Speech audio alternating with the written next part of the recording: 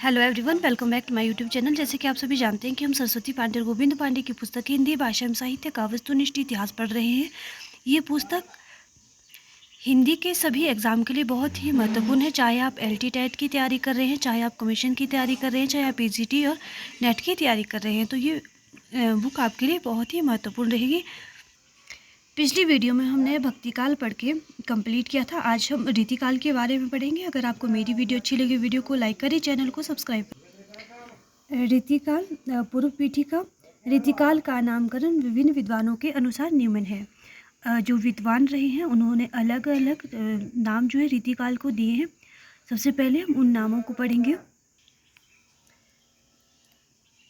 सबसे पहले है रीतिकाव्य। रीतिकाव्य कहा है डॉक्टर जॉर्ज ग्रियर्सन ने। उसके बाद है अलंकृत काल, ये कहा है मिश्र बंधुओं ने। मिश्र बंधुओं में श्याम बिहारी मिश्र, सुखदेव बिहारी मिश्र और गणेश बिहारी मिश्र का नाम लिया जाता है। उसके बाद है रीतिकाल। रीतिकाल जो नामकरण है वो आचार्य रामचंद्र शुक्ल जी के द्वारा।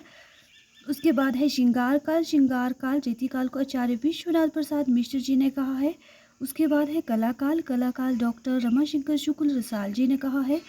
अंधकार काल ये त्रिलोचन ने कहा है। एग्जाम में इससे एक प्रश्न बनता है, तो आपको याद रखना है कि किसने रीति काव्य कहा है और किसने रीतिकाल कहा है। आगे पढ़ेंगे। रीतिकाल के प्रवर्तक के संबंध में विद्वानों में मतभेद है, जो निम्न है। प्रवर्तक है कृपाराम। रचना काल है 1541 ईस्वी। कारण है काल क्रम की दृष्टि। उसके बाद है प्रवर्तक केशव दास। रचना काल है 1555 से 1617 ईस्वी। उसके बाद है प्रस्तोता। प्रस्तोता अर्थ होता है जो प्रस्तुत कर रहा है, तो ये है डॉक्टर नगेंद्र। कारण है रचनाकार व्यक्तित्व की समृद्धि की दृष्टि से। नेक्स्ट है चिंतामणि। रचना काल है 1643 ईस्वी। प्रस्तोता है रामचंद्र शुक्ल। कारण है अखंड परंपरा चलाने की दृष्टि से। आचार्य विश्वनाथ प्रसाद मिश्र ने हिंदी साहित्य का इतिहास में रीतिकाल का विभाजन निम्न ढंग से किया है। सबसे पहले इन्होंने कहा है कि रीतिकाल को श्रृंगार काल।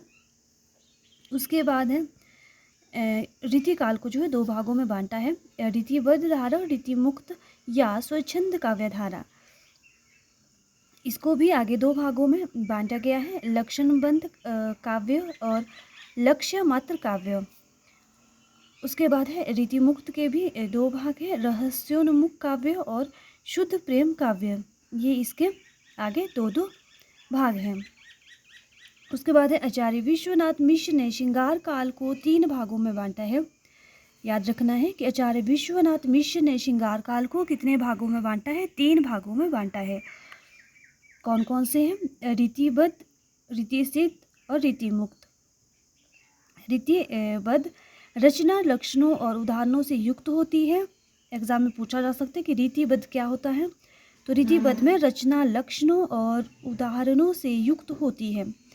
जो रीति सिद्ध है, रीति की बंधी परिपाटी के अनुकूल स्वतंत्र काव्य रचनाएं हैं। रीति मुक्त रीति परंपरा की साहित्यिक रूढ़ियों से मुक्त रचनाएं। आचार्य विश्वनाथ प्रसाद मिश्र के अनुसार जो रीति सिद्ध कवि हैं वे डॉक्टर नगेंद्र के अनुसार रीतिबद्ध कवि हैं। याद रखना है कि आचार्य विश्वनाथ प्रसाद मिश्र के अनुसार जो रीति सिद्ध है वो डॉक्टर नगेंद्र के अनुसार रीतिबद्ध कवि हैं। रीतिकाल के कवियों का संक्षिप्त वर्गीकरण निम्न ढंग से प्रस्तुत किया जा सकता है। रीतिबद्ध के अंतर्गत है केशव दास, सेनापति, जसवंत सिंह, मतीराम, देव, भिखारी दास और पद्माकर। विश्वनाथ प्रसाद मिश्र रीति सिद्ध में जो है बिहारी लाल है। उसके बाद है रीतिमुक्त। रीतिमुक्त में रस खान, शेख आलम, घनानंद, ठाकुर, बोधा और दिग्विजय। द्विजदेव। उसके बाद है बद्ध रीति कवि। इसके जो है 2 पार्ट हैं, रीति चेतस कवि और काव्य चेतस कवि।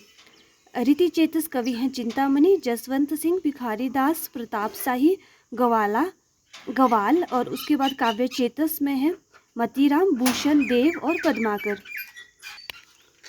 बच्चन सिंह रीति इतर काव्य। जो रीति मुक्त कवि हैं ये भी 2 भागों में बांटे गए हैं। अभिजात्य वर्ग इसमें जो है बिहारी लाल आते हैं, और जो स्वच्छंद काव्य हैं इसमें आलम, घनानंद ठाकुर, बोधा और द्विजदेव आते हैं। डॉक्टर नगेंद्र द्वारा रीतिकालीन कवियों का काल क्रमानुसार वर्गीकरण निम्नांकित है। इस तरह से आप देख सकते हैं कि डॉक्टर नगेंद्र ने किस तरह से जो काल विभाजन रीतिकाल के कवियों का किया है।